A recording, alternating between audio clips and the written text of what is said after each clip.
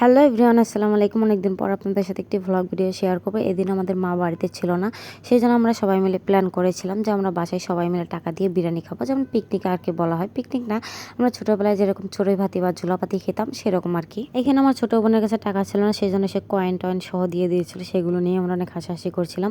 তারপর আমি আমার হাজব্যান্ড চলে গিয়েছিলাম বাজারে বিরিয়ানি রান্না করতে যা যা লাগবে সেইগুলো আনার জন্য। একে একে সবার কাছ থেকে তো টাকা পয়সা নিয়ে মুরগি, পোলাওর চাল, বিরিয়ানির মশলা সব কিছু নিয়ে এখন আমরা চলে যাচ্ছি বাসায়। শুধু কি বিরিয়ানি রান্নার মশলাপাতি নিলে হবে, সালাদের জন্য শসা, লেবু এই সমস্ত কিন্তু নিয়েছিলাম। এই তো আনার পর আমি বারান্দায় রেখেছিলাম আর দেখছিলাম যে সব কিছু ঠিকঠাক নিয়ে এসেছিলাম কিনা। এখন আমি সুন্দর করে সব কিছু রেডি করে নেব। এখানে মশলা বেটে নিয়েছিলাম, মশলা বাটা শেষ করে এখানে মুরগিগুলো আমি পিস পিস করে কেটে নিয়েছিলাম আর কি। সবাই হাতে হাতে এখন এই কাজগুলো করে নেব যাতে তাড়াতাড়ি হয়। আমার বড় ভাই যেহেতু বাসায় নিয়ে, আমরা ছোট ছোট ভাই বোনগুলো সবাই বাড়িতে আছে আর আমার হাজব্যান্ড আছে, সেজন্য ভাবলাম আস্তে ধীরে রান্না বাড়া করে রাত্রিবেলা সবাই একসাথে হব, তো রাত্রেবেলায় খাওয়া দাওয়া করবো। আর রান্না বাড়ার দায়িত্বটা আমার উপরেই পড়েছে, কারণ আমি ছাড়া বিরিয়ানি কেউ রান্না করতে পারে না। আমার মা পারে, আমার মা তো বাড়িতে নেই, আমার মা গিয়েছে তার বাপের বাড়িতে। সেজন্য আমরা ভাই বোন মিলে সবাই মিলে ভাবলাম যে আজকের দিনটা একটু পিকনিক করা যাক। তো পিকনিক করতে কার কার বেশি ভালো লাগে অবশ্যই কমেন্ট করে জানাবেন। আর এরকম পিকনিক হঠাৎ কে কে প্ল্যান করেন সেটাও জানাবেন। আসলে ভাই বোনরা মিলে কবে যে লাস্ট এরকম পিকনিক করেছিলাম সেটা তো মনেই নেই। আসলে দিন বাড়ার সাথে সাথে আমরা যত বড় হচ্ছে আমাদের ব্যস্ততাও কিন্তু তত বাড়ছে, সবাই যার যার মতন কাজে ব্যস্ত থাকে, সেই জন্য এরকম পিকনিক করা হয় না। তো এখানে আমি ফার্স্টে মাংসগুলো কষিয়ে নিচ্ছিলাম, এখন আস্তে আস্তে পোলাওটা রান্না করে নেব।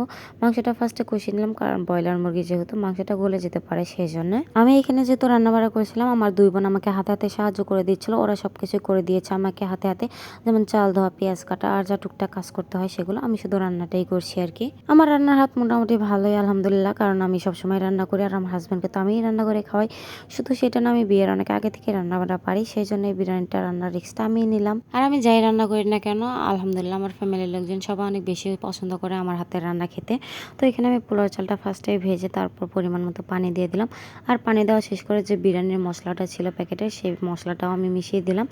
তারপর ঢাকনা দিয়ে আমি কিছুক্ষণ পরিমাণে জাল দিয়ে রান্না করব। যেহেতু মাটির চুলায় রান্নাটা করছিলাম সেই জন্য আস্তে আস্তেই করছিলাম, যেহেতু রাত্রে গরম গরম খেতে পারে সেই জন্য। আর এটা কিন্তু একদমই বিকেল টাইমে ছিল।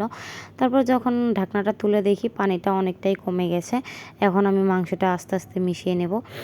আসলে এই টাইমটা আমার একটু ভয় লাগে, কারণ নিচে লেগে যাওয়ার চান্স থাকে। আর এখানে অনেকগুলো চাল ছিল, প্রায় 2 কেজির মতন চাল ছিল। তো 2 কেজির চালের বিরিয়ানি যেহেতু রান্না করেছিলাম, আর বড় একটা মুরগিও ছিল, সেই জন্য আমার নাড়াচাড়া করতে একটু কষ্ট হচ্ছে। রান্নার এই পর্যায়ে আমি দিয়ে দিলাম কিছু কাঁচামরিচ দিয়েছি, কারণ বিরিয়ানির মধ্যে থেকে সুন্দর একটা ফ্লেভার আসবে, সেই জন্য এই পর্যায়ে আমি একটু ঢাকনা দিয়ে ঢেকে আবারও কিছুক্ষণ রান্না করে তারপর নেড়ে চেড়ে দিচ্ছিলাম, যেন বিরিয়ানিটা একদম পারফেক্ট আর ঝরঝরা হয়। এই পর্যায়ে দেখলাম বিরিয়ানিটা নিচে একটু হালকা লেগে গেছে, আর লেগে যাওয়া বিরিয়ানি কিন্তু আমার খেতে অনেক বেশি ভালো লাগে, মানে হালকা পোড়া পোড়া বিরিয়ানি খেতে আমার অনেক বেশি ভালো লাগে।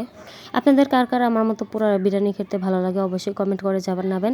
আমার কিন্তু রান্নাবান্না একদমই প্রায় শেষের দিকে, এখন আমি চুলা থেকে নামিয়ে নেব। আর আমার বিরিয়ানি রান্না শেষ হতে দিকে দেখি আমার ছোটো বোন সালাদের আয়োজন করছে।